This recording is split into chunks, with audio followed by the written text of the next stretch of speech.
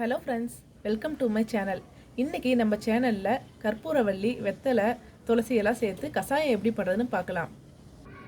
இந்த கஷாயம் சளிக்கு ரொம்ப நல்லதுங்க. நாங்கள் டெய்லி இது தான் பண்ணி குடிச்சிட்ருக்கோம். சரி, உங்களோட அது ஷேர் பண்ணிக்கலான்ட்டு இன்றைக்கி வீடியோ போட்டிருக்கோம்.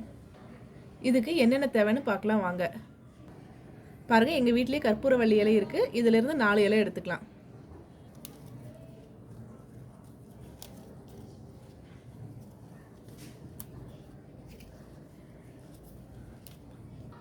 பாருங்கள், வெத்தலை இருக்குது. இதிலேருந்து 2 எடுத்துக்கலாம். இது சின்னதாக இருக்குன்னு 2 இலை எடுக்கிறேன். பெரிய வெற்றிலையாக இருந்தால் நீங்கள் 1 எடுத்தால் போதும்.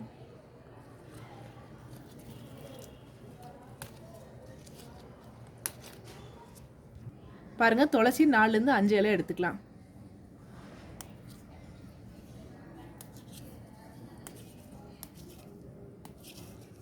பாருங்கள், வெத்தலை, கற்பூரவள்ளி இலை, துளசி இலை பறிச்சிட்டு வந்துட்டோம்.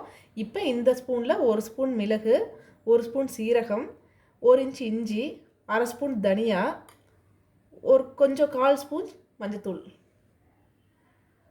வாங்க இப்போ கஷாயம் எப்படி பண்ணுறதுன்னு பார்க்கலாம். பாருங்கள், ஒரு பாத்திரத்தில் நான் தண்ணி எடுத்து வச்சுருக்கேன். 1 லிட்டர் தண்ணி எடுத்துருக்கிறேன். இப்போ இதில் நம்ம எடுத்து வந்த கற்பூரவள்ளியை நல்லா கழுவி வச்சுருக்கேன். அதை சேர்த்துக்கலாம். சின்ன சின்னதாக பிச்சு போட்டுக்கோங்க.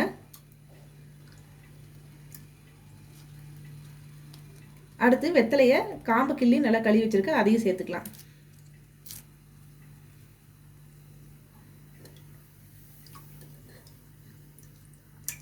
இப்போ துளசி இலையை சேர்த்துக்கலாம்.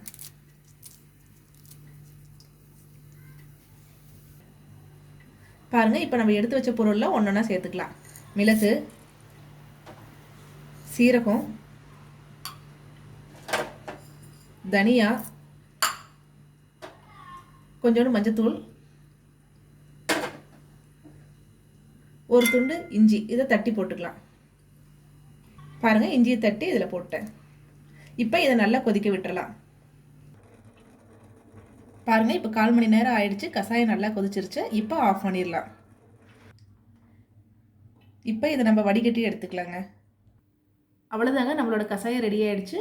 நீங்களும் இந்த மாதிரி செய்யுங்க. முடிஞ்சால் டெய்லியுமே செய்யுங்க. இல்லைன்னா 1 நாள் விட்டு 1 நாள் இந்த மாதிரி செஞ்சு குடிங்க. ரொம்பவே நல்லது. செஞ்சு பார்த்துட்டு எப்படி இருக்குன்னு எங்கள் சேனலுக்கு கமெண்ட் சொல்லுங்கள். அப்படியே எங்கள் சேனல் சப்ஸ்கிரைப் பண்ணிடுங்க. லைக் பண்ணுங்கள், ஷேர் பண்ணுங்கள். தேங்க்யூ.